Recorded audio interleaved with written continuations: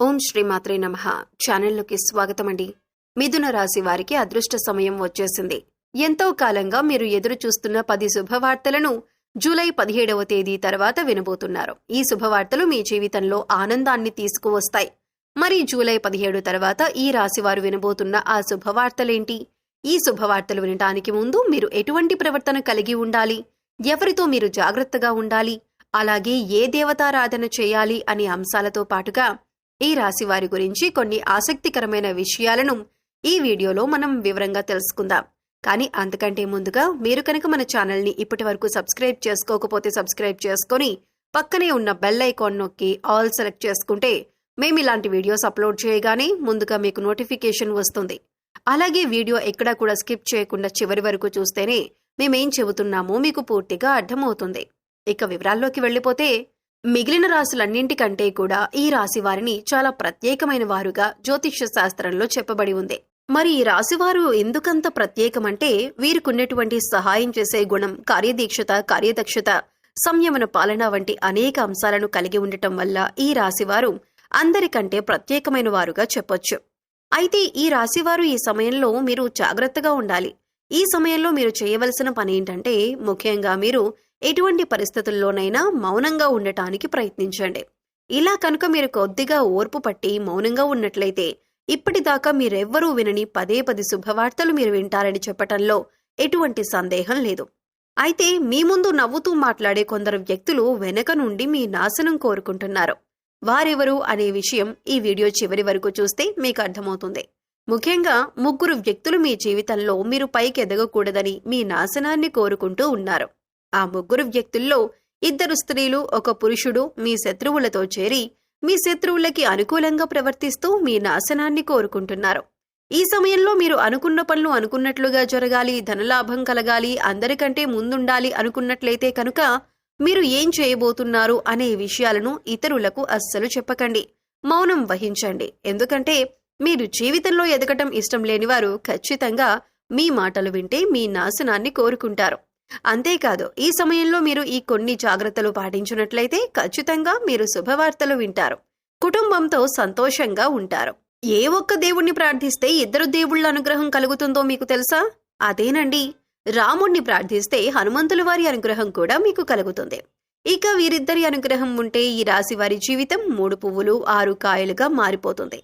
మరి ఆంజనేయ స్వామి వారికి ఇష్టమైన మంగళవారం రోజున మాంసాహారం తినకుండా రాములు వారిని అలాగే హనుమంతుల వారిని ప్రార్థించినట్లయితే మీ మనసులో ఉన్న కోరిక త్వరగా నెరవేరుతుంది. అంతేకాదు, ఇలా చేయటం వల్ల రాములు వారి అలాగే హనుమంతుల వారి అనుగ్రహం కూడా మీపై పరిపూర్ణంగా ఉంటుంది అని చెప్పటంలో ఎలాంటి సందేహం లేదు.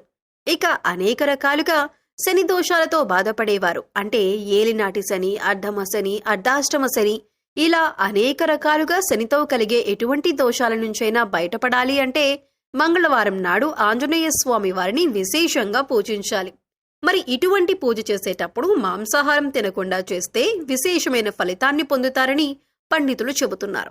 ముఖ్యంగా ఉదయాన్నే, అంటే భోజనం చేయటానికి ముందే పూజ ముగించుకుంటే మంచిదని తెలియజేస్తున్నారు. అయితే ఈ వీడియోని మీరు చివరి వరకు చూస్తేనే మీరు చేయకూడని తప్పులతో పాటుగా ఏ వ్యక్తులతో మీరు దూరంగా ఉండాలి అనే అంశాలైతే మీకు వివరంగా తెలుస్తాయి. అలాగే వీడియో నచ్చితే లైక్ చేసి మన ఛానల్ని సబ్స్క్రైబ్ చేసుకోవటం మర్చిపోకండి.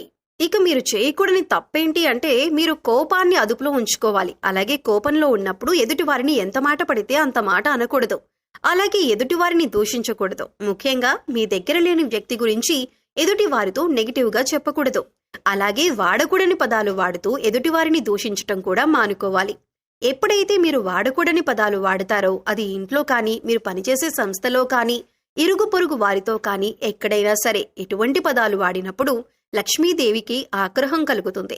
మిమ్మల్ని వదిలి వెళ్లిపోతుంది. అప్పుడు మీరు పేదరికం అనుభవించవలసి వస్తుంది.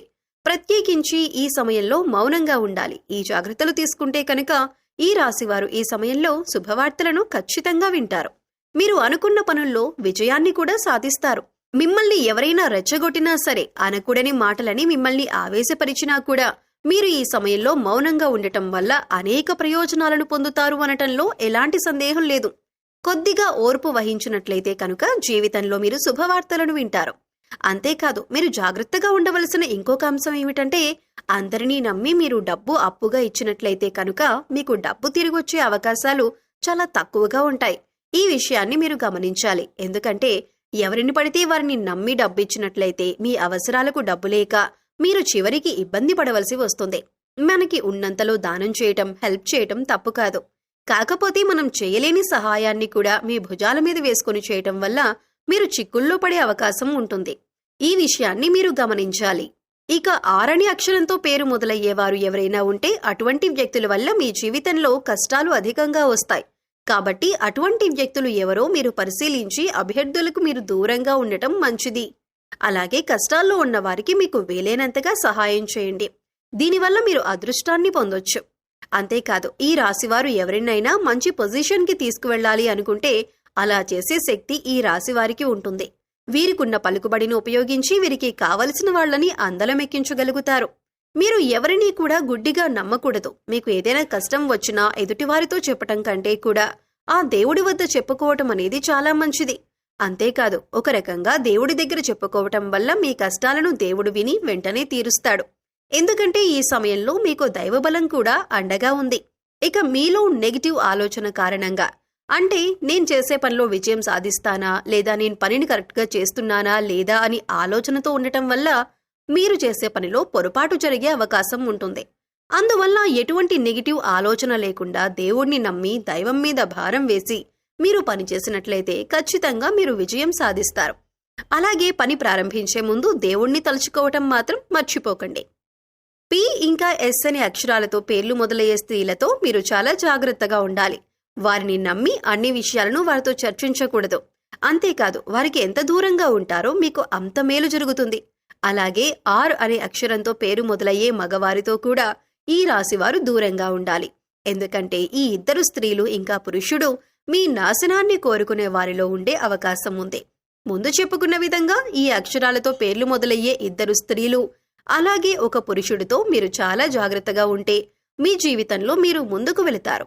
అలాగే మరిన్ని యోగవంతమైన ఫలితాలను పొందటానికి ఈ సమయంలో మీరు చేసుకోవలసిన దేవతారాధన చూసుకున్నట్లయితే గురువారం నాడు దత్తాత్రేయ, దక్షిణామూర్తి వంటి గురుస్వరూపాల ఆలయాన్ని దర్శనం చేసుకోండి.